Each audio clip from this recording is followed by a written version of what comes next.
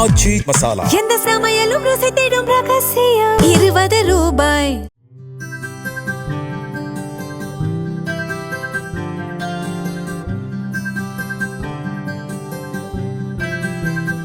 ராணுவ வீரர்களின் கொடிநாள் நிதிக்காக தனது வாழ்நாள் சேமிப்பான 60 லட்சம் ரூபாய் மதிப்பிலான பணம், நகையை உயில் ஆவணமாக முதியவர் சுப்பையா என்பவர் மதுரை மாவட்ட ஆட்சியர் நிசாந்த் கிருஷ்ணாவிடம் ஒப்படைத்தார்.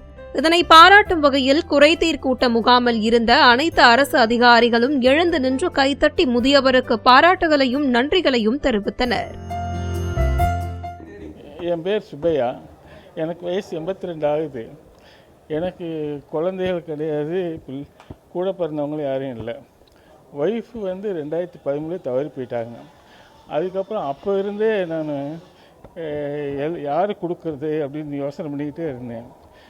அப்போ தான் தெரிஞ்சிச்சு, நமக்கு நம்மளை எல்லாரும், இந்த நாட்டு மக்களை எல்லாத்தையும் காப்பாற்றுறவங்க நம்ம இந்த இராணுவம் தான், அவங்களுக்கு தான் தந்துடணும் அப்படின்ட்டு இது தர்றதுக்குள்ளே நான் பெரிய போராட்டமே நடத்தியிருக்கிறேன்.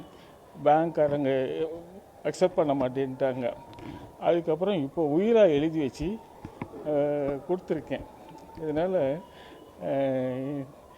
இது எனக்கு ரொம்ப ஆத்ம திருப்தியாக இருக்குது. நான் இருந்தாலும் சரி, இறந்து போயிட்டாலும் சரி, ரொம்ப திருப்தியாக இருக்கேன். இது என்னுடைய ஆத்ம திருப்திக்காக நான் கொடுத்தது.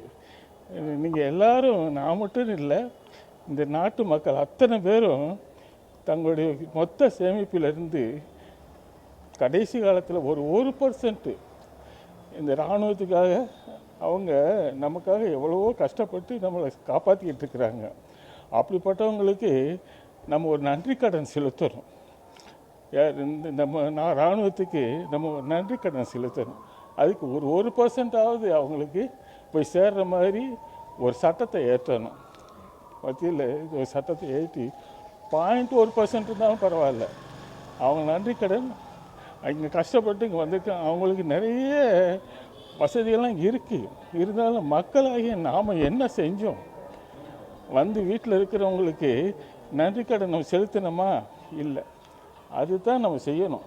அது token of gratitude and sympathy. அதனால் தயவுசெய்து நீங்கள் எல்லோரும் சேர்ந்து இந்த ஒன்று மாத்திரம் சொல்லிடுங்க. அவங்க வீட்டுக்கு இருக்கிற போது இந்த நாட்டு மக்கள் அவங்களுக்கு நன்றி செலுத்தணும். அதுதான் நான் விரும்புகிறது. அதுக்காக தான் நான் முதல்ல இதை கொடுத்துட்டேன்.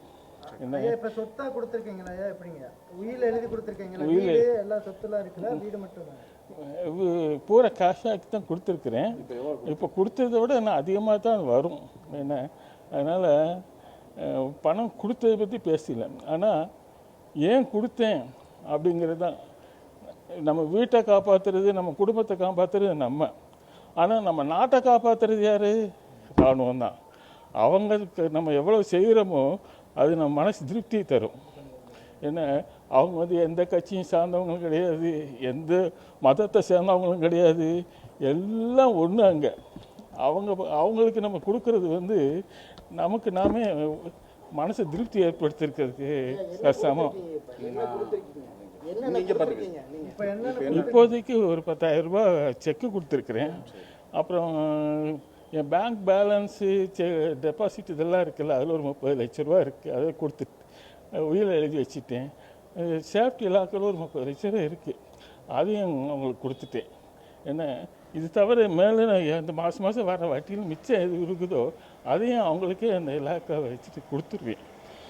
அதுதான் என்னுடைய நோக்கம்.